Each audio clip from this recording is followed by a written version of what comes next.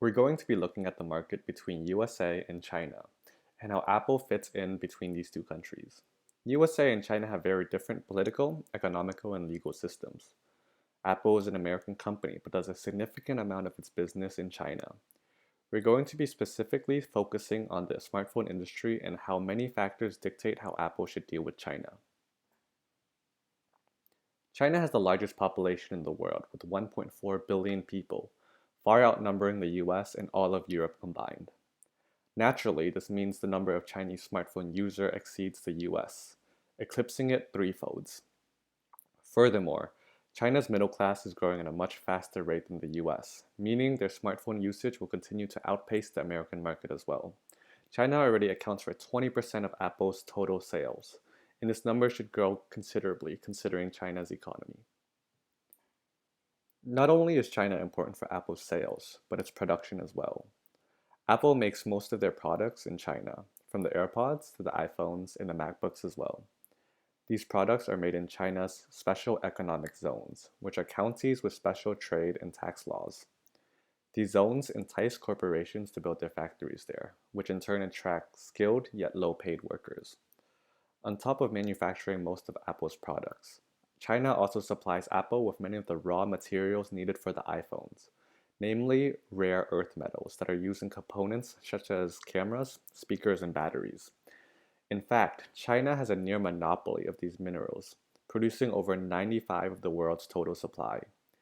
These are all obvious reasons why China is Apple's second most important market, not only in terms of sale, but in also its supply chain as well. However, the Chinese government knows this and uses this fact as leverage in its business dealings with Apple. Unlike many new tech companies, Apple is a staunch supporter of user privacy. It goes to great lengths to encrypt user data and information, including ID Touch, Face ID, Apple Wallet, and passcodes. These encryptions are so sophisticated that even Apple themselves cannot bypass them. In 2016, Apple's privacy stance took center stage when the FBI got a hold of the San Bernardino shooter's iPhone and asked Apple to develop a software to decrypt the phone's securities. Apple, however, refused to develop such software, claiming that it would undermine Apple's stance on security and user privacy. The company even kept its refusal after the FBI issued a court order demanding Apple's compliance, taking the matter to court.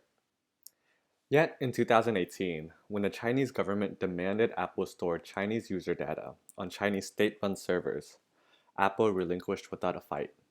While only Apple has access to user data in America, the company has added a clause in the Chinese Terms of Service that allows a Chinese data company with ties to the government access to the data in the server.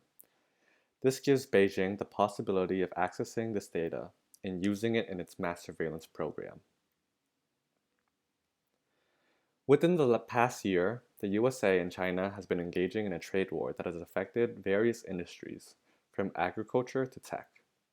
This has affected Apple in many ways as it sells and produces its products in both countries. Although Apple has yet to be directly hit by tariffs, it should look to move production elsewhere should the trade war continue and escalate. Should Apple be hit by one, we should expect to see Apple's stock price plummet while its products price skyrockets, giving other tech companies like Korea's Samsung a huge price advantage. Not only has the trade war hurt Apple financially, but it's also hurt its brand as well. The company is known for designing beautiful, high-end products and charging a premium for them, giving Apple a luxury brand name. While their products might cost more than their competitors, owning an Apple product has been seen as a status symbol. However, due to the trade war with China, the Apple brand has turned into a weakness in Chinese markets. Due to rising nationalism, having an iPhone can be considered anti-Chinese.